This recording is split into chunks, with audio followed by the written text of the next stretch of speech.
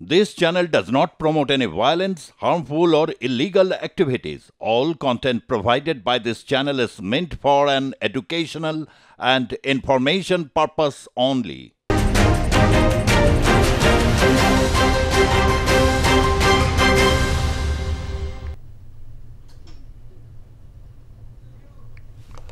নমস্কার, আপনাদের সকলকে স্বাগত জানাচ্ছি। শুরু করছি আজকের পর্বের জনমত। আজ একটা গুরুত্বপূর্ণ দিন নিঃসন্দেহে, তার কারণ আজ নরেন্দ্র মোদি ভারতের প্রধানমন্ত্রী, তার সঙ্গে ডোনাল্ড ট্রাম্পের বৈঠক হবে ভারতীয় সময় প্রায় মাঝরাত। তখন সে বৈঠক যখন হবে, সেই বৈঠকের থেকে কি বিষয় বেরিয়ে আসবে তার কারণ হচ্ছে, একদিকে তো একটা শুল্কের কোপ মাথায় নিয়ে সবাইকে চলতে হচ্ছে। ট্রাম্প সাহেব এসে বিভিন্ন তার নীতি বা পলিসির বিপক্ষে যেই আছে তাকে শুল্ক চাপানোর ভয় দেখাচ্ছেন। এমতো পরিস্থিতিতে তো বৈদেশিক নীতিকে ঠিক করা বা তাকে অনেকটা সমঝে রাখা, এটা অত্যন্ত একটা খুব গুরুত্বপূর্ণ বিষয়। নিঃসন্দেহে এই কাজে নরেন্দ্র মোদী সফল হবেন এবং অনেকে আশাও করছেন যে বাংলাদেশে যে উদ্ভূত পরিস্থিতি তৈরি হয়েছে, যেটা ভারতকে রীতিমতো চিন্তায় রেখেছে, রাজনৈতিকভাবে ভারতের উত্তর পূর্ব এবং পশ্চিমবঙ্গ বিভিন্ন জায়গায় যে ধরনের মাঝে মধ্যে বিক্ষিপ্ত উত্তেজনার পরিস্থিতি তৈরি করা হচ্ছে, সেটা সম্পর্কেও নিশ্চয়ই এটা নিয়ে একটা আলোচনা হবে, এরকম অনেকে আশাবাদী। কিন্তু কি হবে ভবিষ্যতে, কি আসবে, সেই বিষয়গুলোকে নিয়ে আমরা নিশ্চয়ই একটা তো আলোচনা জারি থাকবে, এ ব্যাপারে কোনো সন্দেহ নেই। কিন্তু একটা খুব অসাধারণ ঘটনা ঘটেছে বাংলাদেশে। আয়নাঘর নিয়ে প্রচুর শোনা গেছিল।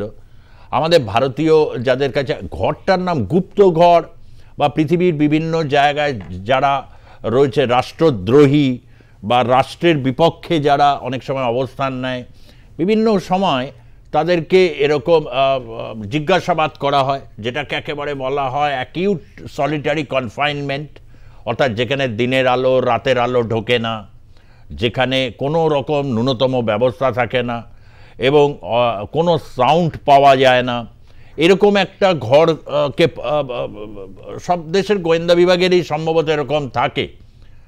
সম্ভবত নয়, কেননা এই ধরনের কোনো অভিজ্ঞতার মুখোমুখি যেহেতু আমি হইনি, তাই সম্ভবত বলছি। কিন্তু যারা এই ধরনের বিষয়ের অভিজ্ঞতা যাদের আছে, তারা জানেন যে এই ধরনের ঘরগুলো কি হয়। কিন্তু যে ঘর দেখা গেছে রিভিল করা হয়েছে, সেই ঘরে নিয়ে অনেকটাই বোঝা যাচ্ছে যে এগুলো ইতিউতি বিভিন্ন জায়গায় ভাঙাচোরা রয়েছে, কমোড দেখা যাচ্ছে।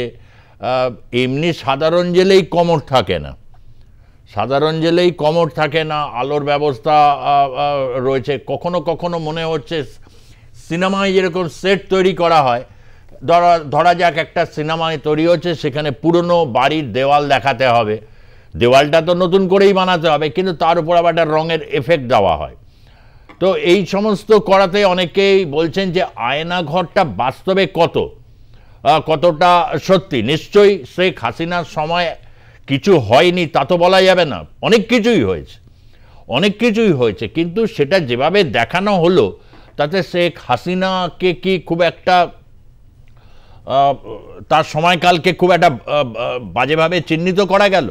সেখানে এই যেটাতে ইলেকট্রিক শক দেওয়া হতো, সেই ইলেকট্রিক শক দেওয়া যেটা হতো, এ নিয়ে অনেকে প্রশ্ন তুলেছেন যে এই ধরনের চেয়ার বা ইলেকট্রিক শক দেওয়ার ক্ষেত্রে এই ধরনের চেয়ার আদৌ ব্যবহার হয় কি না, এই সমস্ত বিষয়গুলো। কিন্তু 6 মাস পর একটা আয়নাঘর বলে কথিত যেটা রয়েছে, সে আয়নাঘর আমরা দেখলাম।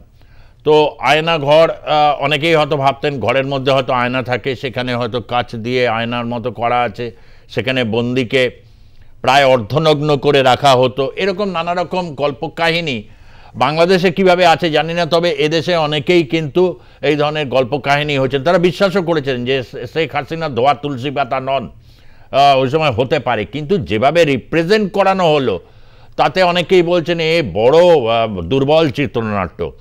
মানে ওই হোসেন ফারুকি, যিনি উপদেষ্টা রয়েছেন, বাংলাদেশে বিখ্যাত চলচ্চিত্র পরিচালক, এপারবঙ্গেও তাকে অনেকে চেনেন, তার ছবি দেখেছেন, তার সবচেয়ে ফ্লপ ছবির চিত্রনাট্যের মতো এটা লেগেছে, এরকম কথাবার্তা অনেকেই বলছেন। তো সত্যাসত্য কী বা এই ঘটনাটা দ্বারা কি হয় সেটা নিয়ে একটা রয়েছে, এটা নিশ্চয়ই ডিবেট পয়েন্টটা পুরোপুরি নয়, কিন্তু স্বাভাবিক এটা খুব কৌতূহল জাগিয়েছে মানুষের মধ্যে। অন্তত এর থেকে খুব খারাপ অবস্থা সাধারণ জেলের। এমন কিছু কিছু স্টিল ছবিতে যেগুলো দেখে মানে দেখা গেল, তাতে দেখা যায় এখানে অনেক জেলে এর থেকে খুব খারাপ অবস্থা, যা নিয়ে প্রচুর কথাবার্তা হয়। মানবাধিকার কর্মীরা কথা বলেন বা জেলে যারা সংস্কারক তারা কথা বলেন। আর এটা তো হচ্ছে একেবারে গুপ্ত কুটুরি, যার মধ্যে অনেককেই পুড়ে রাখা হয়েছিল। তারা যদি এসে বিশ্ববাসীর কাছে কনফেশন দিতেন, তাহলে শেখ হাসিনার কিন্তু নিঃসন্দেহে এই প্রশ্নটিকে উপেক্ষা করার নয়, যে গুম করে কাউকে এই রকম টর্চার করা, এই ধরনের ভয়ঙ্কর টর্চার সেল, তা নিয়ে গোটা বিশ্ব কিন্তু যথেষ্টই সজাগ হতো, তৎপর হতো, তার বিরুদ্ধে দাঁড়াতো। কিন্তু যেটা হলো সেটা অনেকটা মুশিক প্রসবের মতো কি হলো, এই প্রশ্নটা থাকলো। আপনারা যারা দেখছেন আজকে স্ট্রিমিং, অবশ্যই এই বিষয়ে কমেন্ট করবেন।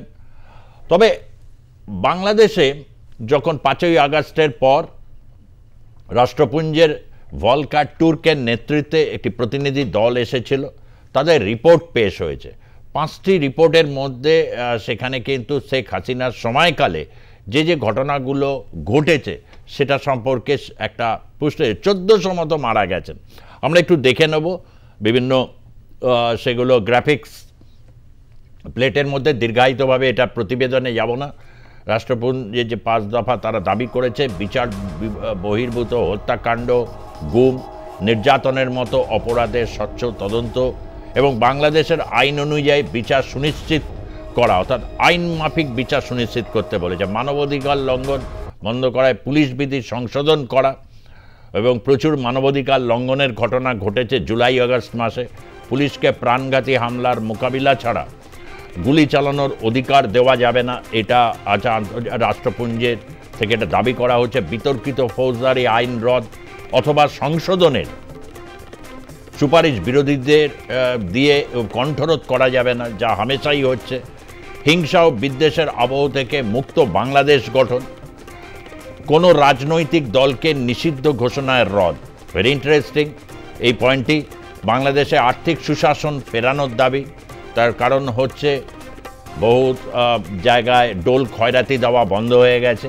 দুর্নীতি দমন আইন প্রয়োগ সুনিশ্চিত করা, এই সমস্ত বিষয়গুলোকে তারা তুলে ধরেছে ভলকার তুর্কের নেতৃত্বে রাষ্ট্রপুঞ্জ। এবং শুধু 5টা দাবি এমন আছে, আরও 2টো দাবি আকারে না নিলেও তারা একেবারে উপেক্ষা করেনি রাষ্ট্রপুঞ্জ। সেটা হচ্ছে হাসিনা পরবর্তী ইউনূস সরকার সময়, ডক্টর ইউনূসের সময় বাংলাদেশে যে সংখ্যালঘুদের উপর নির্যাতন, সেই নির্যাতনের ব্যাপারে কিন্তু রাষ্ট্রপুঞ্জ সেটাও বলেছে। তারা উল্লেখ করেছে যে ওখানে সংখ্যালঘুদের উপর ধারাবাহিক নির্যাতন, যে কথাটা আমরা বলছি বারবার করে, যে বাংলাদেশে যে কোনো রাজনৈতিক পট পরিবর্তন হোক, যে কোনো কিছুতে হোক, সেখানে সংখ্যালঘু হিন্দু, বৌদ্ধ, ক্ষুদ্র নৃগোষ্ঠী যারা রয়েছে, খ্রিস্টান, তাদের উপরে ধারাবাহিক আক্রমণ হয়, এবং হিন্দুদের উপর তো হয়ই, ব্যাপক আকারে হয়। এই ব্যাপারগুলো তো উপেক্ষা করার নয়, রাষ্ট্রপুঞ্জ এই জায়গাটা করেছেন। এবং তারা কিন্তু বলেছেন যে নির্বাচনে কাউকে প্রতিদ্বন্দ্বিতা করতে রদ করা যাবে না, অর্থাৎ বিচার বিভাগ হবে। শেখ হাসিনা এবং যারা শীর্ষ নেতৃত্ব, যাদের আদেশে বা নির্দেশে এইগুলো পরিচালিত হয়েছে, তাদের উপর নিশ্চয় বিচার বিভাগীয় তদন্তের সুপারিশ রয়েছে, দাবি রয়েছে রাষ্ট্রপুঞ্জের, তারা তাদের রিপোর্টে বলেছেন। কিন্তু নির্বাচনে তাই বলে দাঁড়াতে দেওয়া যাবে না, এটা কিন্তু কোনো বিশ্বের, আধুনিক বিশ্বের কোনো দেশ তারা কিন্তু এটা মেনে নিতে চাইবে না। এটা আইনের শাসন যেমন চায়, স্বচ্ছ নির্বাচন চায়, সমস্ত সংখ্যালঘু মানুষের যে কোনো ভাষাগত, ধর্মগত সমস্ত সংখ্যালঘুদের নিরাপত্তা অক্ষুণ্ণ রাখার কথা আধুনিক বিশ্ব সেটাই বলে। আর আধুনিক বিশ্বেরই তো রূপ রাষ্ট্রপুঞ্জ। সুতরাং যেগুলো দিয়েছে সেটা নিশ্চয় ডক্টর ইউনূসের পক্ষে কতটা ভালো, কিছু দিকে তো নিশ্চয়ই ভালো, যে অ্যাটলিস্ট জুলাই আগস্টে যে শেখ হাসিনা এটা করেছেন, এটার একটা আন্তর্জাতিক স্বীকৃতি পাওয়া গেছে। কিন্তু যাগুলো আরও বলা হয়েছে সেটা তো নিশ্চয় ডক্টর ইউনূসের পক্ষে ভালো নয়। বা তার যারা সমন্বয়ক রয়েছে লাগাতার খুলেআম পুলিশ মিলিটারি কাউকে কোনো তোয়াক্কা নেই, একেবারে গিয়ে মূর্তি ভাঙা থেকে শুরু করে সম্পত্তি হরণ, লুটপাট, অগ্নিসংযোগ দিয়ে বলছে আধুনিক বাংলাদেশ তৈরি করব, ফ্যাসিস্ট মুক্ত বাংলাদেশ তৈরি হবে। এ সোনার পাথরবাটি নাকি? তো এইগুলো নিয়ে আমরা ধারাবাহিকভাবে চর্চায় রয়েছে, আজও ব্যতিক্রম নয়। আজকের চর্চায় রয়েছেন প্রদেশ কংগ্রেসের অন্যতম একজন মুখপাত্র এবং ভারতবর্ষের বিভিন্ন জাতীয় নীতি নিয়ে তিনি লেখেন, কংগ্রেসের একজন গুরুত্বপূর্ণ নেতা পার্থ মুখার্জি, তাকে স্বাগত জানাচ্ছি। পার্থবাবু রয়েছেন আমাদের সঙ্গে। রয়েছেন সুচারু মিত্র, সাংবাদিক, তাকে আপনারা চেনেন, তিনিও রয়েছেন আমাদের সঙ্গে। রয়েছেন ভারতীয় জনতা পার্টির তরুণ মুখপাত্র স্নেহায়ন সরকার, তাকে স্বাগত জানাচ্ছি। এবং রয়েছেন রাষ্ট্রবিজ্ঞানের অধ্যাপক, ভার্চুয়ালি আমাদের সঙ্গে রয়েছেন ডক্টর প্রদীপ চট্টোপাধ্যায়। আমি তার কাছেও আসব। আমি প্রথমে একটু পার্থবাবু আপনার কাছে এই যে আসব, এই যেহেতু কংগ্রেসের একটা বক্তব্য বরাবরই থেকেছে, কিছুদিন আগে শশী থারুরের বক্তব্য নিয়ে বিশাল বাংলাদেশে চর্চা হচ্ছিল। শশী থারুর তিনি বলছেন যে আওয়ামী লীগকেই শুধু একমাত্র ভেবে তাকে এন্ডোর্স করা ভারতের জন্য কাজের কাজ হবে না। আবার সাম্প্রতিক সময় বিএনপিরও একটু ভারত কেন আমাদের সাথে কথা বলে না, আমাদের ডাকে না, শুরু থেকে এই কথাটা বিএনপির অনেকে বলেছেন। অর্থাৎ কোথাও একটা জায়গায় শেখ হাসিনাকে নিয়ে বিড়ম্বনা, অনেকে ভাবেন বিড়ম্বনা, কিন্তু সেটা ভারত রাষ্ট্র থেকে কোনো অফিসিয়ালি আসেনি যে তিনি আদৌ বিড়ম্বনার কিনা। কিন্তু যা বাংলাদেশে হচ্ছে, ডক্টর ইউনূসের সময়কালে যা দেখা গেল বা সংখ্যালঘু প্রশ্নগুলোতে যা হলো, তাতে শশী থারুরের কোনো বক্তব্য সেই ক্ষেত্রে না থাকলেও তিনি একটা দিককে বলেছেন। অর্থাৎ এই দিকটা কোথাও মনে হচ্ছে তার বক্তব্যটা শুনে যে একটু অসম্পূর্ণ বক্তব্য আমার কাছে লেগেছে।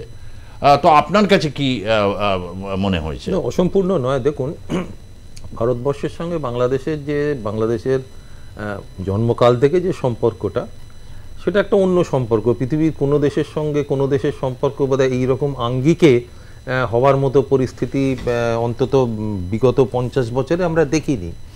এবং যেটা ঘটনা সেটা হচ্ছে যে বাংলাদেশে একটা সময় আওয়ামী লীগের একচ্ছত্র ক্ষমতা ছিল, ফলে সেখানে একটা সময় বাংলাদেশের রাজনৈতিক পরিচিতি বলতে আমাদের ভারতবর্ষের মানুষের কাছে আওয়ামী লীগ কি আমরা বুঝতাম। কেননা পরে যখন বিএনপি হলো, বিএনপি কিন্তু প্রথমেই কিন্তু শক্তিশালী বিএনপি সেভাবে ছিল না, কিন্তু বিএনপি পরবর্তীকালে শক্তিশালী হয়েছে। সমস্যাটা হয়ে গেল যে আমাদের মানসিক অবস্থানে আমাদের ওই যে আওয়ামী লীগ কেন্দ্রিক যে বাংলাদেশের সম্পর্ক, সেইটা থেকে আমরা কতখানি বেরোতে পেরেছি, এটা একটা প্রশ্ন অবশ্যই থেকে যায়। এবং আন্তর্জাতিক সম্পর্কের ক্ষেত্রে এটা তো ঘটনা যে একমুখী সম্পর্ক কখনো হতে পারে না। অর্থাৎ বাংলাদেশের রাষ্ট্রীয় পরিচয় শুধুমাত্র আমরা যদি আওয়ামী লীগের মানে নাম দিয়েই শুধু দেখি বা তাদের চোখ দিয়ে তাদের নীতি দিয়ে যদি আমরা শুধুমাত্র বিচার করি, তাহলে এটা ঘটনা যে কোনো না কোনো সময় কিন্তু সেখানে সম্পর্কের শীতলতা আসতে বাধ্য। কেননা অন্যান্য আরও অনেক স্বার্থ বা অন্যান্য আরও অনেক শক্তি স্বাভাবিকভাবে বাংলাদেশে বিভিন্ন সময় তারা উঠে আসতে পারে। ফলে বিয়ন্ড আওয়ামী লীগ হয়তো আমাদের চিন্তা করার একটা সময় এসেছে, হয়তো আরও আগে করলে ভালো হতো, কিন্তু এখনকার পর থেকে সেটা করলে আমার মনে হয় আমাদের জন্য ভালো।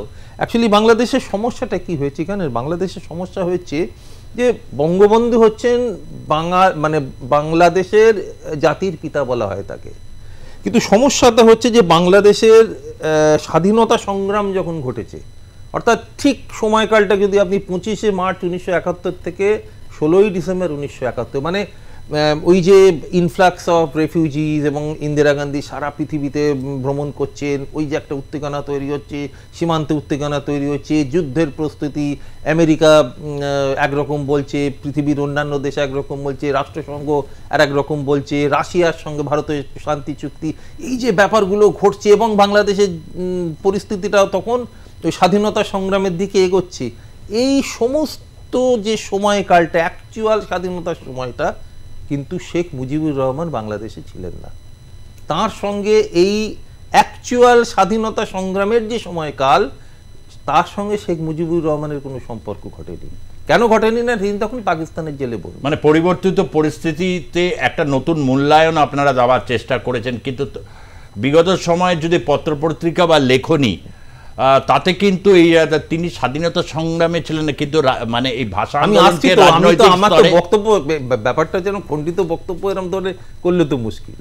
কথাটা হলো এইখানে আমার মনে হয় যদি একটু সংক্ষেপে ধরুন তখন কি অনেকটা টাইম বেরিয়ে যাবে। না আচ্ছা, সমস্যাটা কি হলো, এইটা আপনি যদি স্বীকার করে বলেন যে পুনর্মূল্যায়নটা করতে কি আপনারা বাধ্য হলেন? পুনর্মূল্যায়ন অবশ্যই আমরা, এটা তো স্বাভাবিক, যে কোনো আন্তর্জাতিক সম্পর্ক কেন যে কোনো জাতীয় ক্ষেত্র পুনর্মূল্যায়ন তো যে কোনো সময় করতে পারে। রাজনীতি বা সম্পর্ক কখনো এক জায়গায় থেমে থাকে না। এখানে ঘটনাটা সমস্যা হলো যে উনি এসে দেখলেন যে বাংলাদেশে উনি যেমন পূজ্য ঠিক তেমনভাবে নজরুল ইসলাম, তেমনভাবে অন্যান্য নেতারা একই রকমভাবে গুরুত্ব পাচ্ছে, যেটা কিন্তু উনি মেনে নিতে পারেন। কে মেনে নিতে পারেনি? শেখ মুজিবুর রহমান। তিনি যেটা করলেন, তিনি আওয়ামী লীগ ভেঙে দিলেন, দিয়ে তিনি বাকশাল গঠন করলেন, তিনি নিজেকে রাষ্ট্রপতি ঘোষণা করলেন। আসলে ঘটনা হচ্ছে ওই যে বাংলাদেশের জন্মকালেই ৩-৪ বছরের মধ্যেই যে বাংলাদেশের যে গতিপথটা যে রুদ্ধ হলো, সেইটা থেকে হয়তো আলটিমেটলি তারা বেরোতে পারলো না। এই জন্যই মনে হয় নরেন্দ্র মোদী অনেকের বন্ধু হয়ে উঠেছেন। ট্রাম্প ওনার বন্ধু, শেখ হাসিনা যখন আসতেন এবং শেখ হাসিনার সাথে নরেন্দ্র মোদীর যে সম্পর্ক বা হচ্ছে যে বাংলাদেশের সাথে সম্পর্ক, এটা যে জায়গায় তিনি নিয়ে গিয়েছিলেন বা যে জায়গাটায় পৌঁছেছিল, সেটা বাংলাদেশে অনেকের কাছে অত্যন্ত শিরোপীড়া এবং চক্ষুশূল হয়ে দাঁড়িয়েছিল। এখন প্রশ্নটা হচ্ছে, শেখ হাসিনা ভারতে রয়েছেন, ভারতে আশ্রয়ে রয়েছেন, ডোনাল্ড ট্রাম্পের সাথে আজ বৈঠক হবে। এবার কি বাংলাদেশ নিয়ে অনেকে খুব আশাবাদী, কেননা বিশেষ করে ইসকন সবচেয়ে ওয়ার্স্ট অ্যাফেক্টেড এখন এই মুহূর্তে একটা জায়গায় দাঁড়িয়ে রয়েছে। আমি সুচারুর কাছে বিষয়ে বিস্তারিত জানবো, কিন্তু তার আগে একটু বিজেপির বক্তব্যটা শুনে নি। কোথাও কি একটা বাংলাদেশে একটা কি বড় কিছু দিকে এগোচ্ছে না? কখন কি হবে, কি পরিস্থিতি তৈরি হবে, সেটা বলা এই মুহূর্তে দাঁড়িয়ে খুব কঠিন। না দেখুন, কখন কি হবে সেটা বলা কঠিন, কারণ আমি এটা আপনার সাথে বহুবার বলেছি যে একটা ডেমোক্রেটিক্যালি ইলেক্টেড গভর্নমেন্ট বেশি দিন টেনে নিয়ে যাওয়া ইজ ডিফিকাল্ট। আর সবথেকে বড় কথা হচ্ছে কি, অনেকগুলো বৈদেশিক শক্তি যারা নিজেদেরকে বাংলাদেশের মধ্যে নিজেদের লাভ লোকসানের হিসাব করছে, একটা জগা খিচুড়ি হয়ে আছে, সবাই সবার প্রফিট, সবাই সবার জিও পলিটিক্যাল ইন্টারেস্টটা ক্লেম করার চেষ্টা করছে। তো সেটা বাংলাদেশের ইন্টারনাল রাজনীতিকে আরও মানে ঘেঁটে ফেলছে ব্যাপারটাকে। কিন্তু আপনি যে পয়েন্টটা নিয়ে শুরু করলেন সেটাই বলি, যে নরেন্দ্র মোদীর সাথে ট্রাম্পের বা নরেন্দ্র মোদীর সাথে শেখ হাসিনার বন্ধুত্বটা আসলে এটা ছিল হচ্ছে ভারত সরকারের সাথে বাংলাদেশ সরকারের একটা ভালো রিলেশন। কারণ আমরা বিজেপি মনে করি যে আমরা ওই কংগ্রেসের মতো কোনো একটি অন্য দেশের কোনো একটি পার্টিকুলার পার্টির সাথে বা কোনো একটি রাজনৈতিক দলের সাথে আলাদা করে সম্পর্ক স্থাপনে আমরা বিশ্বাসী না। এরা নির্বাচিত সরকার ওই দেশের, আমরা তার সাথে সম্পর্ক স্থাপন করেছি। শেখ হাসিনাকে প্রেফারেন্স যদি বলেন আপনি, তার আরেকটা রিজন আছে। ভারতবর্ষ প্রায় 4000 কিলোমিটারের মতো একটা বর্ডার শেয়ার করে উইথ বাংলাদেশ। আমরা সবসময় জানি যেটা পুরোটা ফেন্সিং দেওয়া সম্ভব না, সেখান থেকে অনুপ্রবেশ ভারত বিরোধী বহু শক্তি বাংলাদেশে তখনও ছিল, এখনও ছিল। তাদেরকে কাউন্টার করা, অনুপ্রবেশকে বন্ধ করা, সেই জায়গায় আমাদের সাথে বাংলাদেশের একটা শুধু ট্রেড জায়গা সেখান থেকে না, আমাদের একটা বাইল্যাটারাল সম্পর্ক বা জিও পলিটিক্যাল ইন্টারেস্টের জায়গাও থাকা দরকার ছিল, নালে এই জায়গাটাকে কিন্তু স্টপ করা যায়নি। সেইটা থেকে আপনি বলছেন ভারত বিরোধী, মানে অনেকের চক্ষুশূল হয়েছে। কাদের চক্ষুশূল হয়েছে? কিছু মৌলবাদী শক্তি, কিছু ভারত বিরোধী শক্তি। স্বাভাবিক ব্যাপার, ভারত তার ইন্টারেস্টকে যখন রক্ষা করার চেষ্টা করবে, যা ভারত বিরোধী শক্তি আছে তারা ক্ষিপ্ত হবে, হোক, হু কেয়ার্স। মানে তাদের যদি ভেবে যে ভারতকে এখন চলতে হয়, তাহলে ভারত সেই চলার পথে চলবে না, ভারত নিজের পথে চলবে। সেই পথে যার ইন্টারেস্ট ক্ষুণ্ণ হচ্ছে সে তার রাস্তা ভেবে নি। কিন্তু আমাদের বক্তব্য হচ্ছে আমরা ইউনিট সরকারের কোনোদিনই বিরোধী ছিলাম না। আমরা কিন্তু বিষয় হচ্ছে কি, তারা যে পথে চলেছে, যেভাবে আজকে ওইখানকার সংখ্যালঘুদের ওপর আক্রমণ হচ্ছে, তাদের প্রাণহানি হচ্ছে, তাদের বিষয় সম্পত্তি লুট করা হচ্ছে, আগুন জ্বালিয়ে দেওয়া হচ্ছে, ধর্মীয় স্থান ভাঙচুর করা হচ্ছে, সেটার কিন্তু আমরা কোনোভাবে সাপোর্ট করতে পারছি না। আমার মনে হয় বাংলাদেশে এই মোমেন্টে একটা স্থিতিশীল সরকার, একটা ডেমোক্রেটিক্যালি ইলেক্টেড সরকারের কিন্তু খুব প্রয়োজন আছে। কোথাও একটা জায়গা দাঁড়িয়ে আমি প্রথমে একটু জানতে চাইবো যে আমরা খুব চর্চা করছিলাম যে আয়না ঘরটাকে নিয়ে। আমরাও শুনেছি শেখ হাসিনার আয়নাঘর বস্তুটা কি, তাই 6 মাস পরে যে ছবিটা দেখলাম তাতে মানে কতটা মানে এই ধরনের ইয়েতে বিরুদ্ধ শিবিরের বা বিরুদ্ধ ইয়েদের যারা রয়েছেন বক্তা সাংবাদিকও এর মধ্যে ছিলেন, তাদেরকে নিয়ে এসে গুম করে তারপর হচ্ছে রাখা হতো। খুব বিশ্বাসযোগ্য লেগেছে? খুব ভালো করে খুঁটিয়ে দেখলে কি মনে হলো আয়নাঘরটা নিয়ে? না, খুব একটা বিশ্বাসযোগ্যের জায়গায় নেই। এবং আমার যা মনে হচ্ছে সুজিতদা, সেটা হচ্ছে রাষ্ট্রপুঞ্জের যে রিপোর্ট, সেই রিপোর্ট কিন্তু ডক্টর ইউনূসকে যথেষ্ট বিপাকে ফেলল। 3 নম্বর যে পয়েন্টটা, দেশে হিংসা বন্ধ হোক, 1200-র ওপর হিংসে হয়েছে এবং সেই হিংসার ঘটনাতে 637 জন মানুষ আক্রান্ত, 100-র কাছাকাছি মানুষের মৃত্যু হয়েছে। ফলে এটা একেবারে একটা কোনো সভ্য দেশে কাম্য নয়। রাষ্ট্রপুঞ্জের সেই রিপোর্ট কিন্তু ডক্টর ইউনূসের বুকে হাত ধরাচ্ছে। এখন এই আয়নাঘরকে সামনে এনে ডক্টর ইউনূস কোনো ডিভিডেন্টের জায়গা করছেন। আসলে কয়েকজন ব্লগার বা কয়েকজন ইউটিউবারকে দেখছিলাম, তারা তাদের মতো করে স্বতন্ত্রভাবে জিনিসটাকে তুলে ধরছিলেন যে আয়নাঘরটা কী, এবং অনেকেই বলতে বলতে মজা করে হাসছিলেন যে দেখুন এইটাকে সামনে এনে কী প্রমাণ করতে চাইছেন ডক্টর ইউনূস। আসলে উনি সংস্কারের নামে নির্বাচনটা করাচ্ছিলেন না। খানিকটা আগেই দাদা যেটা বলছিল যে স্থায়ী সরকার হলে তাহলে দেশটা ঠিক অন্যদিকে যাবে, কিন্তু 6 মাস হয়ে গেল সুজিতদা, সংস্কারের নামে কি হয়েছে? এখনো পর্যন্ত কি সংস্কার হতে পেরেছে? এখনো পর্যন্ত সংস্কার না হয়ে যেটা হয়েছে সেটা হচ্ছে ভারত বিদ্বেষী কার্যকলাপ। আর একটা গুরুত্বপূর্ণ পয়েন্ট দেখলাম রাষ্ট্রপুঞ্জের, সেটা হচ্ছে কোনো রাজনৈতিক শক্তিকে বাংলাদেশে নিষিদ্ধ করা যাবে না। বিএনপি ছাড়াও বিভিন্ন রাজনৈতিক দলের সে দেশের তাদের বক্তব্য ছিল যে আওয়ামী লীগ যেন নির্বাচনে অংশ নিতে না পারে। বিএনপি অতটা ভোকাল নয়, বিএনপি অনেক ক্ষেত্রে তারা আওয়ামী লীগকে নিষিদ্ধ করার বিপক্ষে। জামাতও ডক্টর শফিকুর রহমান এক বলেন, কিন্তু জামাতের ভাবশিষ্য যারা রয়েছে বিভিন্ন সংগঠন, তারা তো মানে উইদাউট নির্বাচনে যদি সরকারে করা যায়, ছি ননি, একেবারে সেরকমই পরিস্থিতি। ফলে এরকম একটা জায়গায় দাঁড়িয়ে এই যে ঘর সামনে প্রকাশ্যে আনা হচ্ছে, এরকম ইন্টারোগেশন সেল, ঠিক আছে, লালবাজারেও আপনি কয়েকটা এই ধরনের ইন্টারোগেশন সেল পাবেন, যেখানে মাওবাদী সন্দেহে কাউকে ধরা হলে আলাদা করে ইন্টারোগেশনের জন্য অফিসাররা থাকে, একদম একটা স্যাগ্রিগেটেড রুম আর কি। আপনি আলাদা কারোর সাথে কথা বলবেন না, আপনার সঙ্গে 1-to-1 কথা হবে, একই প্রশ্ন আপনাকে করবে, আবার উনি আর একবার সেই প্রশ্নই করবে, ক্রস কোয়েশ্চেন হবে।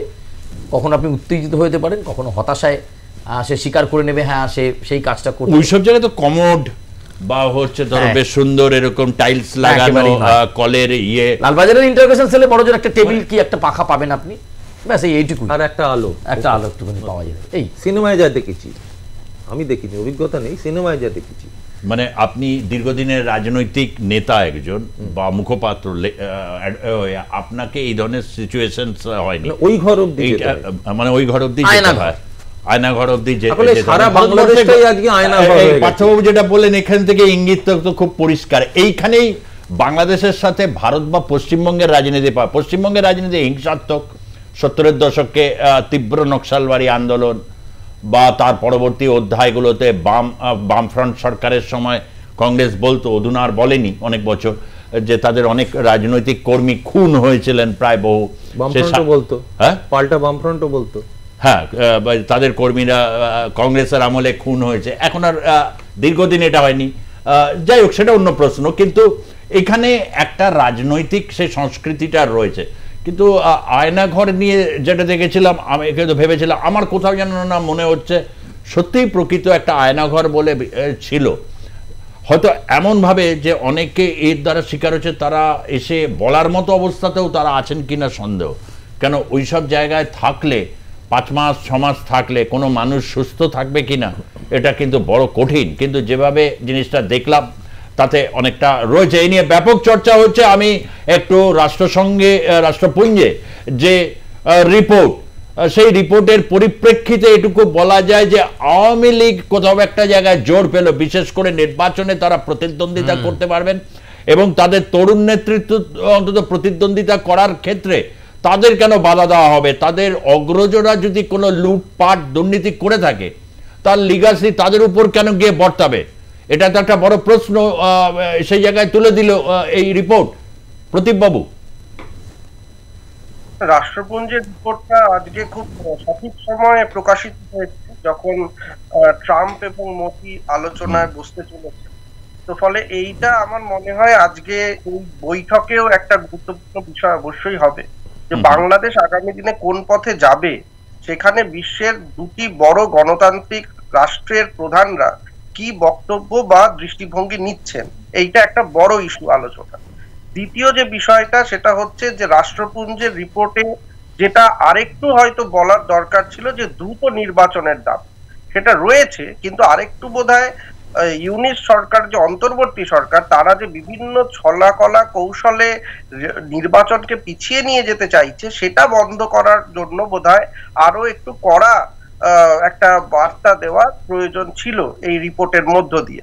সেটা হয়তো পরবর্তীতে আসতে পারে, কিন্তু যেটা গুরুত্বপূর্ণ সেটা হচ্ছে যে এই রিপোর্টকে ইউনিট সরকার কতটা মান্যতা দেবে অ্যাকচুয়ালি গ্রাউন্ড রিয়েলিটিতে, তারা যখন নির্বাচনের নির্ঘণ্ট প্রকাশ করবে বা নির্বাচনের দিকে যাবে। এখনো যা শুনছি এই বছরের শেষে হয়তো সেটা হতে পারে, কিন্তু তার আগে ইউনিট সরকার বিরুদ্ধে যে ক্ষোভ উঠে আসছে প্রতিনিয়ত, এবং ইউনিট সরকার যেভাবে আওয়ামী লীগের, আপনাদের স্ক্রিনেও দেখা যাচ্ছে যেভাবে তাদের নেতৃত্বদের গ্রেপ্তার করছে একের পর এক, তো সেটাতে ইউনিট সরকারের বিরুদ্ধে জনরোষ যেটা, সেটা না আবার একবার প্রতিফলিত হয়। আমরা দেখছিলাম কয়েকদিন ধরে বিভিন্ন ঘটনায় ইউনিট সরকার, অন্তর্বর্তী সরকারের বিরুদ্ধেও মানুষের আন্দোলন।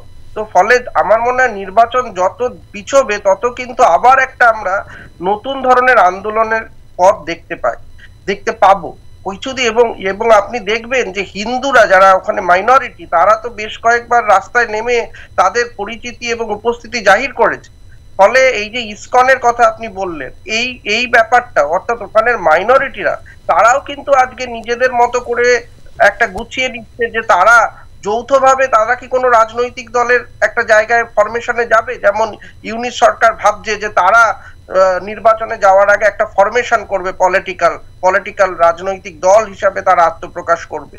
তো ফলে এই সবকটা বিষয়ের মাঝখানে দাঁড়িয়ে আমার মনে হয় যে শেখ হাসিনার বাংলাদেশের থেকে নির্বাচনে আওয়ামী লীগ লড়া, আর শেখ হাসিনা ভারতে বা অন্য কোথাও থেকে আওয়ামী লীগ নির্বাচনে যাওয়া, এই দুটোর মধ্যে কিন্তু একটা যথেষ্ট ফারাক রয়েছে। মানে আওয়ামী লীগের শক্তি এবং তাকে কিভাবে, এবং সবটাই নির্ভর করবে মানুষের আবেগের ওপরে। মানে মানুষ কিভাবে দেখছে আওয়ামী লীগকে, যে তার বিরুদ্ধে বিক্ষোভ, আর আওয়ামী লীগ চলে যাওয়ার পরে যে একটা অস্থির অবস্থা বাংলাদেশের সব দিক থেকে।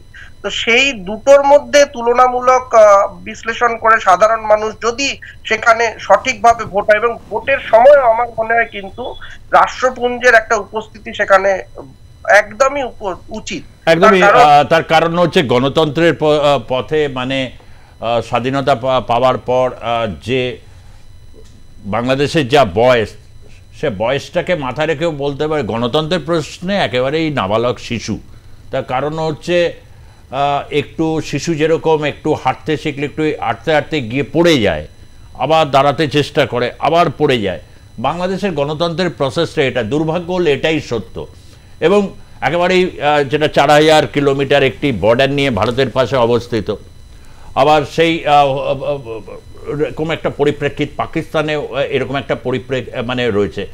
এই জায়গা থেকে দাঁড়িয়ে আপনি বিএনপির কথা বা অন্য যে সমস্ত দেশগুলোর কথা বলছেন, ভারতের সংবিধানের ভিত্তিতে যেখানে ধর্মনিরপেক্ষতা রয়েছে, সেখানে বাংলাদেশের সংবিধানে এই বলে শেখ হাসিনার সবচেয়ে বিপজ্জনক কাজের মধ্যে এটা, যিনি তিনি ধর্মনিরপেক্ষতাটাকে না পেরিয়ে উভয় জায়গাতে একটা মৌলবাদী শক্তিকে তিনি একটা জায়গায় পুষ্টি দিয়ে দিয়েছেন। তিনি তো ফেরাতে পারতেন, তার এইটুকু তো ম্যান্ডেট ছিল, তার এইটুকু তো সাহস ছিল।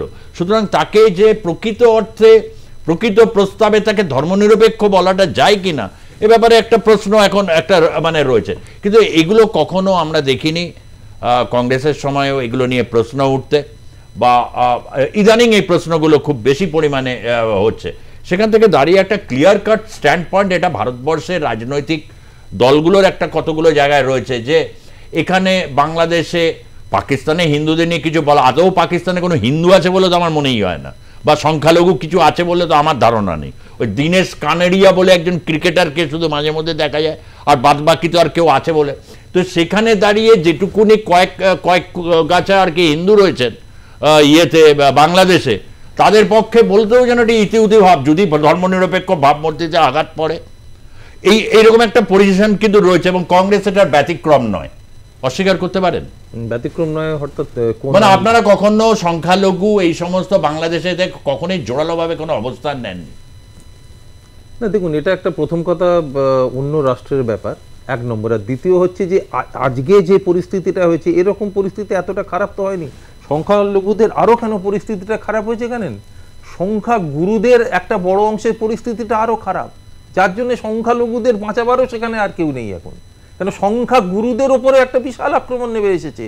যত সংখ্যালঘু ধর্মস্থান আঘাতপ্রাপ্ত হয়েছে, সংখ্যাগুরুদের ধর্মস্থান তার চেয়ে বেশি আঘাতপ্রাপ্ত হয়েছে। এটা হচ্ছে বাংলাদেশের আজকে আয়রনি। মানে যে পরিমাণ মাজার নষ্ট করা হয়েছে, আজকে যত স্বাধীনতা সংগ্রামীদের কবর, তাদের কবর তুলে সেই কবরের মধ্যে জুতো পরে দেওয়া হয়েছে, সেই কবরগুলো আগুন লাগিয়ে দেওয়া হয়েছে। অর্থাৎ একজন সংখ্যালঘু তখনই নিজেকে সুরক্ষিত ফিল করতে পারবেন যখন একজন সংখ্যাগুরু নিজেকে সুরক্ষিত ফিল করবে। বাংলাদেশে আজকে মানে মোটামুটিভাবে সংখ্যাগুরু যারা, তারাই সুরক্ষিত নয়, তো সংখ্যালঘুদের কে সুরক্ষা দেবে? তবু আওয়ামী লীগের বিরুদ্ধে অনেক অভিযোগ আছে। আপনি যেটা বললেন যে আওয়ামী লীগ অনেক কিছু প্রশ্নবিদ্ধ তাদের কাজ হয়েছে, কিন্তু এটাও ঘটনা যে আপনি যদি সমস্ত আঙ্গিকে বিচার করেন, তাহলে তবুও যদি ওই known devil is better then unknown devil, এইটা যদি বিচার করেন, তাহলে কম্পারেটিভলি হয়তো আওয়ামী লীগ অন্যদের থেকে একটু বেটার। তাকে আপনারা ভারতবর্ষের পক্ষে হয়তো আওয়ামী লীগের অবস্থানটা বাংলাদেশের থাকলে ভারতবর্ষের জন্য হয়তো আরও বেশি সুস্থিরদায়ক, এ বিষয়ে কোনো সন্দেহ নেই। কিন্তু ঘটনাটা হচ্ছে আজকের ঘটনাগুলো সৃষ্টির পেছনেও কিন্তু আওয়ামী লীগের ব্যর্থতা অনেকাংশে দায়ী। এই কথাগুলো কিন্তু আমরা অস্বীকার করতে পারি না। বিশেষ করে যাদের বাংলাদেশের বিভিন্ন মানুষজনদের সঙ্গে প্রতিনিয়ত যোগাযোগ আছে বা থাকে, তারা এই ব্যাপারগুলো আরও ভালো জানতে পারবে। কারণ আমরা বিভিন্ন সময় কিন্তু অনেক অভিযোগ পেয়েছি। এটা ঘটনা যে একটা গণতান্ত্রিক দেশে ঠিক যেভাবে হওয়া উচিত, বাংলাদেশের অনেক কিছুই সেভাবে চলেনি, এটা ঘটনা। তার ফলশ্রুতি কি হয়েছে? বাংলাদেশ ছিল তৈরি পোশাকের রপ্তানিতে পৃথিবীতে 1 নম্বর। আজকে সেই শিল্পটা ধ্বংস। আজকে বাংলাদেশ যদি আবার শান্তির পথে ফিরে আসে, তার সবচেয়ে বড় সমস্যা দেখা দেবে যে সে কোন অর্থনৈতিক পথে সে নিজেকে তার পুনরুজ্জীবন ঘটাবে। তার অর্থনৈতিক পুনরুজ্জীবনের একটা বড় দিশা কিন্তু সে হারিয়ে ফেলেছে। আজকে এই পরিস্থিতি বাংলাদেশকে ফেস করতে হবে। আজকে বাংলাদেশকে এটা মনে রাখতে হবে যে বাংলাদেশ 3 দিক থেকে ল্যান্ড লক ভারতের দ্বারা। বাংলাদেশে সুজলা সুফলা মাটি আমরা শুনি, কিন্তু আজকেও ভারতবর্ষ থেকে যদি মাল জিনিস না যায়, খাদ্যদ্রব্য না যায়, বাংলাদেশের মানুষ খেতে পাবে না। এই বাস্তব পরিস্থিতিটা কিন্তু বাংলাদেশের মানুষ, বাংলাদেশের সমাজ, বাংলাদেশের সরকার, এদের কিন্তু বিচার করতে হবে যে তাদের বিচারের জন্য সময় পেয়েছিল তো, কিন্তু একদিকে সাহায্য নিচ্ছে, যার জন্য আমি বললাম যে আজকে শুধু একটা আয়নাঘর না, আজকে সারা বাংলাদেশটাই একটা আয়নাঘর হয়ে গেছে। মানে এই মুহূর্তে ইউনূস একটা আয়নাঘর কি দেখাচ্ছেন? তিনি সারা বাংলাদেশটাকে আয়নাঘর তৈরি করে দিয়েছেন, এবং অবশ্য তাকেও আয়না দেখিয়ে দিয়েছে রাষ্ট্রপুঞ্জ। এমন আয়না, নিজের মুখ দেখো ভাই, সেই মুখে কি ধরা পড়ছে? সেই মুখে ধরা পড়ছে হচ্ছে ধারাবাহিক সংখ্যালঘু নির্যাতন। চিন্ময় কৃষ্ণ দাসের কে তাকেও কি আয়না ঘরে রেখেছে? কোনো খবর আছে নাকি সুচারু? না, কিন্তু তাকে কি কোনো আয়না ঘরে, কোনো আয়না ঘর? এই জায়গায় আমার বলার আছে, যেটা পার্থটা করার চেষ্টা করলো যে কিছু মানে সংখ্যাগুরুদের ধর্মস্থানে আক্রমণ হয়েছে বলে পুরোটা জেনারেলাইজ করার চেষ্টা করলো, কিন্তু আপনাকে দেখতে হবে সংখ্যাগুরুদের উপর যে আক্রমণটা হয়েছে, that is a political attack. যারা আওয়ামী লীগ করতো তাদের উপর অ্যাটাক হয়েছে, কিন্তু হিন্দুদের উপর যে অ্যাটাকটা হয়েছে, ইররেসপেক্টিভ অফ পলিটিক্যাল আমি আপনাকে বলছি, আমি বলছি সংখ্যাগুরুরাই যেখানে নিরাপত্তা পাচ্ছে না, সেখানে সংখ্যালঘুরা কি নিরাপত্তা পাবে? বিএনপি করে হিন্দুরা অ্যাটাক হয়েছে এমন না, কিন্তু হিন্দুদের কিন্তু চিহ্নিত করা হয়নি যে আওয়ামী লীগ করছে কি বিএনপি করছে। না, হিন্দুদেরও প্রাথমিকভাবে শুরু হয়েছিল আওয়ামী লীগের সমর্থন বলে, তারপরে জামাত যখন পুরো ব্যাপারটা যেটা বলতে যে অনেক ক্ষেত্রে বলা হচ্ছে, আমরাও এখানে যারা এই মার্কুইজ স্ট্রিট বা বিভিন্ন জায়গায় যারা সব বাংলাদেশ থেকে একসময়, এখন সংখ্যা আরো কমে গেছে কারণ ভিসা নিয়ে সমস্যা, অনেকেই স্বীকার করেছেন হ্যাঁ হিন্দুদের উপর আক্রমণ হয়েছে, তবে তারা আওয়ামী লীগ করতেন। মানে আওয়ামী লীগ করলে অ্যাটাক হওয়া যায়, সম্পত্তি গ্রাস হওয়া যায়, হচ্ছে যারা ধর্মীয় irrespective of political identity. BNP হিন্দুদের উপর অ্যাটাক হচ্ছে, এটা আপনারা মানেন? কোনটা? ইরেসপেক্টিভ অফ পলিটিক্যাল আইডেন্টিটি সবার উপর যেদিন থেকে জামাত এই পুরো ব্যাপারটা ছাত্রদের সরিয়ে জামাত যখন পুরো ব্যাপারটা নিজেদের হাতে নিল, তারপর থেকে পুরো ব্যাপারটা তো ধর্মীয় হয়ে গেছে। জামাতকে দিল কেন? অ্যাডমিনিস্ট্রেশন তো ইউনিট সরকার আছে, তার সেটাই তো হচ্ছে ষড়যন্ত্র। না না, দেখুন ব্যাপারটা ভুল ব্যাখ্যা করছে। আমি যেটা বলতে আপনি জেনারেলাইজ করার চেষ্টা করছেন। না, আপনি জেনারেলাইজ না, আমি বলছি যে হিন্দুদের উপর একটা পলিটিক্যাল একটা বড় অংশ ওখানে আক্রান্ত হচ্ছে, এটা সংখ্যালঘুদের বিশ্বাসের জন্য এটা করেছে। আমার কথাটা বলার চেষ্টা করো, ধর্মীয় ব্যাপারে আমি আনছি না, কোনো পলিটিক্যাল ব্যাপারে আনছি না। যেটা বলতে চাইছেন যে মাজার বা এগুলোর উপর যারা মৌলবাদী বা মন্দির সালাফি রয়েছে, যে মাজার রক্ষা করতে পারে না একটা মুসলিম কান্ট্রি, সে মসজিদ সে মন্দির রক্ষা করবে, এটা যারা হয়তো মুক্তিযুদ্ধের সাথে মানে সরাসরিভাবে যুক্ত ছিল না, যেসব হিন্দুরা কোনদিন পলিটিক্সই করে, আরে বাবা, সামান্য একটা দোকান সে ব্যবসা করে খায়, তার দোকানটা কেন ভাঙা? যে মুসলিম কান্ট্রি, সে ধর্মীয়ভাবে হিন্দু, তাই তার উপর এটা করে। যে মুসলিম কান্ট্রি মাজার রক্ষা করতে পারে না, সেই দেশে কে মন্দির রক্ষা করবে? আরে মন্দির রক্ষা করবে, মাজার তো আমি আপনি বলছি মাজারকে তো ওই জন্য অ্যাটাক করা হয়নি যে সে মুসলিমদের ধর্মস্থান করা হয়েছে, অ্যাটাক হয়েছে বিকজ ওইখানে মুক্তিযোদ্ধাদের হিন্দুদের বাঁচাবে, কিন্তু হিন্দুদের বাঁচাবে যেহেতু ওটা হিন্দুদের ধর্মগুরুরা নিজেরা। আরেকটা কথা, এটা খুব ভাই, এটা এই প্রশ্নটা যেটা পার্থবাবু করেছেন, কে হিন্দুদের, ওখানকার হিন্দুরাও নিশ্চয় এটাই ভাবেন। অনেকের লেখা থেকে সত্যি কে বা ওরা ভারতের উপর খুব আশা। আমি আরেকটা প্রশ্ন করি, এটা তো ঘটনা। আমি একটা প্রশ্ন করি, যেটা আরেকটা জিনিস বললো যে পার্থবাবু, যে আওয়ামী লীগের অনেক ভুল কাজ ছিল, আওয়ামী লীগ আজকের এই কন্ডিশনের জন্য দায়ী। একটা সরকারে থাকতে গেলে তার ভুল ভ্রান্তি হতেই পারে। ধরেন আমি ধরি 2004 থেকে 2014 ইউপিএ সরকারের কিছু ভুল তো হয়েছিল, যার জন্য 2014 মানুষ তাদেরকে ইলেকশনে হারিয়ে সরিয়ে দিয়েছিল। আচ্ছা, যদি আওয়ামী লীগের ভুলই হতো, আওয়ামী লীগকে তো পরে ইলেকশনে শেষ কতদিন প্লিজ, হ্যাঁ হয়েছিল, ডেফিনেটলি হয়েছিল, আওয়ামী লীগকে তো ইলেকশনে হারিয়ে সরিয়ে দেওয়া হতো। বিদেশি শক্তিকে কে দায়িত্ব দিয়েছে যে ওখানে একটা কনস্পিরেসি করে একটা ইলেকটেড গভর্নমেন্টকে সরিয়ে দেওয়া? না, সেই যারা কনস্পিরেসি করেছে দেশের বাইরে থেকে বসে কনস্পিরেসি করে, তাদের বিরুদ্ধে কথা বলা মুশকিল। যারা বাইরের মধ্যে পৃথিবীর অনেক বৃহৎ শক্তি আছে, হ্যাঁ কারা আছে? এই অনেক সরাসরি আমরা আমেরিকার তো দেখেছি। আমেরিকা বলবেন না, ইন্টার আমেরিকা বলবেন না, আমেরিকার একটা সার্টেন সেকশন, আবার সার্টেন চলে না, পুরো আমেরিকা বলবেন না, বাংলাদেশে আর আমেরিকা গিয়ে সার্টেন করে বলবেন না। আমি আসছি প্রদীপ বাবু, কোথাও একটা জায়গা আপনি নিশ্চয়ই ভাবলেন যে পার্থবাবু অস্বীকার করতে পারছেন এই জায়গাটা, কোথাও একটা তো প্রশ্ন আসে বারে বার, ওখানকার হিন্দু সমাজ বা এখানে ভারত কোনো কার্যকরী শক্ত কোনো পদক্ষেপ নেয়নি, মানে গভীরভাবে পর্যবেক্ষণ করেছে এবং বিদেশ মন্ত্রকের সূত্র ধরে বেশ কিছু বিবৃতি তারা দিয়েছে। শেখ হাসিনাকে তো ওয়াকারুজ্জামান এরা তো নিয়ে ভারতে রেখে দিলেন, নিয়ে এসে পৌঁছে দিলেন, ভারতেরও একটা দায় বর্তালো। এই প্রতিবন্ধকটাকে কি মানে ব্যাহত করলো কোনো শক্ত অবস্থান নিতে বাংলাদেশের বিপক্ষে, নাকি আর কিছু করার ছিল না এখন দেখে যাওয়া ছাড়া? পার্থবাবু যে কথাটা বললেন আমার খুব ইন্টারেস্টিং লেগেছে, যে সত্যিই তো যে দেশে মাজার বা এগুলোকে রক্ষা করা যায় না, সেখানে হিন্দুদের কে রক্ষা করবে? 8% হিন্দু এবং তাদের ধর্মস্থান, মানুষেরই জীবনের মূল্য নেই তো আর সেখানে ধর্মস্থানের কি বা মূল্য দেবে? 1200 কোটি টাকা অনাদায়ী পড়ে রয়েছে, কে রক্ষা করবে? সেই আদানি মানে কথা হবে বাংলাদেশ নিয়ে, কংগ্রেস আদানির বাইরে, আদানি বাংলাদেশ থেকে তো পায় 1200 কোটি টাকা। আচ্ছা প্রদীপ বাবু, সমস্যা হচ্ছে কংগ্রেসের মানে আদানি বাংলাদেশ থেকে তো পায় 1200 কোটি টাকা, প্রদীপ বাবু। না, ব্যাপারটা হচ্ছে যে হিন্দুরা আজকে যে শতাংশে এসে দাঁড়িয়েছে বাংলাদেশে, সেটা তো একদিনে হয়নি। এটা একটা ঐতিহাসিক ভাবে হিন্দুদের জনসংখ্যার মানে শতাংশ বাংলাদেশে কমেছে, এবং এটা রেকর্ডেড ট্রুথ যে শেখ হাসিনার সময়তেও এই মানে মানে পর্যায়ক্রমে যে কমে যাওয়া সেটা ছিল, এবং সেই সময় ভারতের জাতীয় কংগ্রেস ভারতবর্ষে ক্ষমতায় ছিল। তাহলে আজকে ভারতের জাতীয় কংগ্রেসও শেখ হাসিনার সঙ্গে যে সুসম্পর্ক রেখেছে, নরেন্দ্র মোদীও সেই সুসম্পর্ক রেখেছে। তাহলে আজকে এই এত চিৎকার চেঁচামেচি কিসে? বাংলাদেশ আমাদের প্রতিবেশী রাষ্ট্র, প্রতিবেশী রাষ্ট্রের সঙ্গে সুসম্পর্ক বজায়, এইটাই তো ভারতের পররাষ্ট্রনীতি মূল জায়গা। এই মূল জায়গায় জাতীয় কংগ্রেস এবং ভারতের বর্তমান যারা বিজেপি শাসিত এনডিএ সরকার, তো সেই দুটো দলের অবস্থান তো এক নাকি ভিন্ন, এইটা আজকে বড় কোশ্চেন।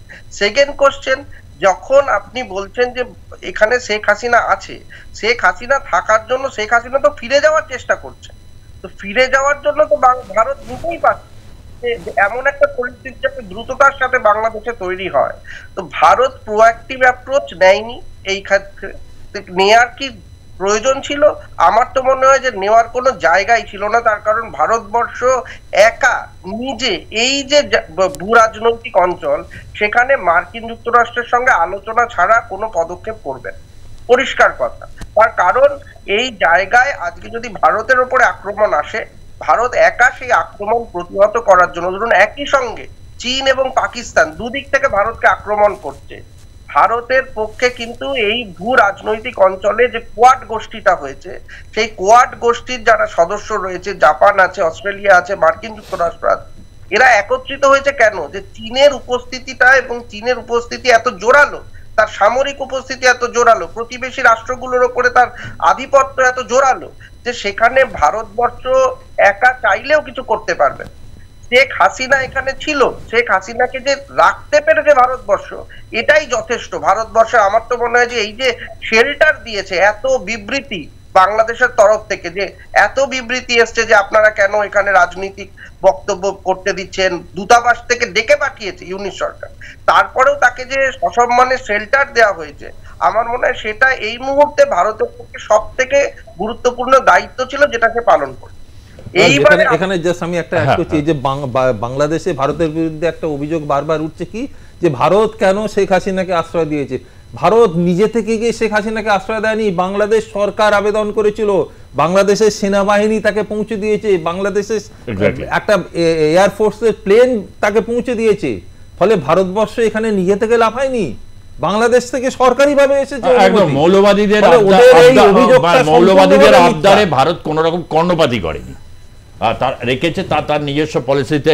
আমার একটা এখানে পশ্চিমবঙ্গের মানুষ বা হচ্ছে ভারতের ইন জেনারেল ভারতবর্ষে, আমি দিল্লিতে দেখেছি বিভিন্ন সাংবাদিক বা তাদের কথা একটা উৎকণ্ঠা, তার কারণ লাগাতার পাকিস্তানের বর্ষণ, মানে এখন বাংলাদেশের অনেকের কাছে পেয়ারে পাকিস্তান তাদের ভাই হয়ে গেছে, যে ভারত হচ্ছে ভাইয়ের জন্য রক্ত দিল, তারা হয়ে গেছে এখন পট, মানে একটা কাছে।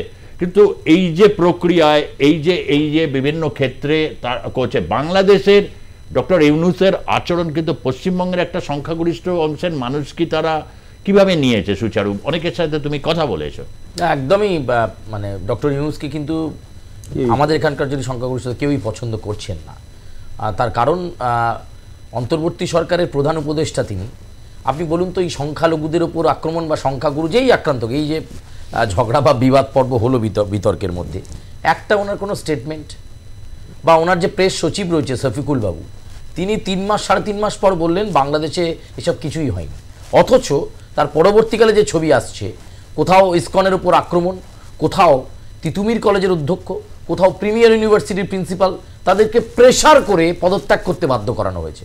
তারা বাধ্য হচ্ছেন যে শিক্ষার পরিবেশ বাংলাদেশে নেই, ঘিরে দেওয়া হচ্ছে।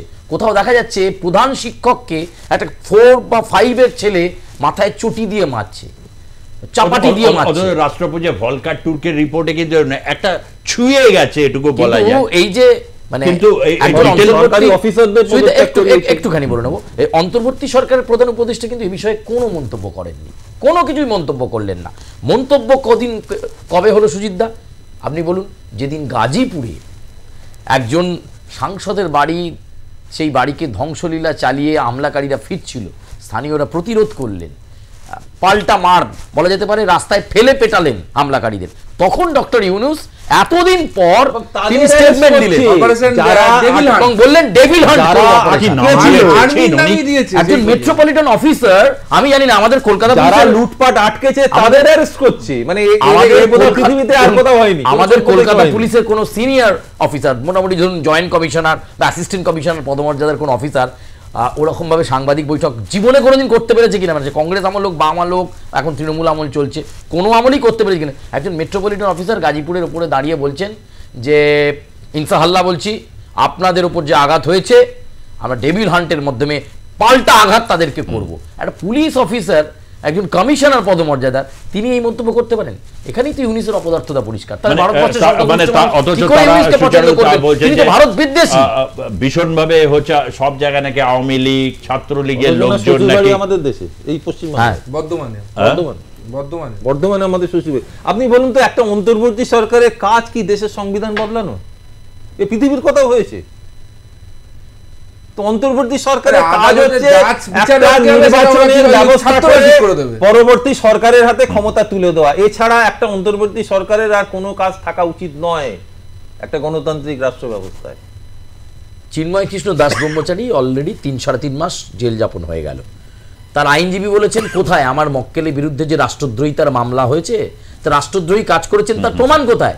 আদালত 2 সপ্তাহের মধ্যে হলফনামা দিতে বলেছে, এখনো পর্যন্ত সেই হলফনামা নেই। অথচ আপনি যে কথা বলছিলেন যে কোথায় রয়েছেন চিন্ময় কৃষ্ণ, হতে পারে এবং এই মুহূর্তে তুমি দেখো যে আন্তর্জাতিক যে ট্রাইব্যুনাল ঢাকায় তার যে প্রধান বিচারপতি, কেননা যে বক্তব্য এখন ডক্টর ইউনূসে আসছে, বিচার বিভাগ বা অন্যদিকে ইঙ্গিত করছে ওখানে ফ্যাসিজমের দোসররা ওখানে বসে আছে। মানে মধ্যযুগে যে উইচ হান্টের মতো এরকম অপারেশন, ওটা মুখ ফুটে বলতে পারছে না, ওখানে ডেভিল বসে আছে, মানে ওখানে অর্থাৎ বিচার বিভাগ সমস্ত জায়গাগুলোকে, মানে তাহলে কি আমরা সেই বিচার ইতিহাস কি ডক্টর ইউনূসকে এটাই এইভাবেই মনে রাখবে যে সেখানে বাংলাদেশের মৌলবাদীদের এক হাতের পুতুল যে একটা সুযোগ পেয়ে গেছিল শেখ হাসিনার অপশাসনের দৌলতে, এইভাবে কি ইতিহাসের কনক্লুশনটা আসবে? সেটা চলছে, সেটা যদি ফ্যাসিজম না হয় তাহলে আর পৃথিবীতে একটা ক্লোজ প্যাটার্ন দেখুন। পাকিস্তানে মৌলবাদীদের যখনই কোনো পলিসি ইমপ্লিমেন্ট করার হয় তখনই ধর্মগুরুদের দিয়ে বলা এটা আল্লাহর ইচ্ছা, আল্লাহ কি খোয়াইশ হয়। হ্যাঁ, এদের আবার নতুন একটা সিস্টেম হয়েছে, যাই হয়েছে ছাত্র জনতা চাইছে। Who is the representative of ছাত্র জনতা? একটা large section of mass definitely বাস শেখ হাসিনার এগেনস্টে চলে গেছিল, ঠিক আছে, বাট শেখ হাসিনার এগেনস্টে আমি হতে পারি, আমি যে তোমাদেরকেই দায়িত্ব দিচ্ছি, তোমাদেরকেই বলছি যে তোমরা রিপ্রেজেন্ট করো এই মাসটাকে, এটা কে বললো? দেয়ার ইজ আ প্রসেস, তো দেয়ার ইজ এ ইলেকশনটা তো এমনি এমনি হয় না, প্রসেস হয় যে রিপ্রেজেন্টেশন। ধরেন আমি কংগ্রেসের বিরোধী, কিন্তু কংগ্রেসের ধরেন আমিও বিরোধী হতে পারি, আরো অনেক বিরোধী দল তো হতে পারে। কংগ্রেস ইউপিএ কে আমি পছন্দ করছি না, তার রিপ্রেজেন্টেটিভ হিসাবে যে আমি বিজেপিকে চুজ করছি, সেটা কিভাবে প্রুভ হলো? ইলেকশনের মাধ্যমে। তো নাহলে তো অনেকগুলো দল ক্লেম করতে পারতো যে আমি কংগ্রেসের বিরোধী।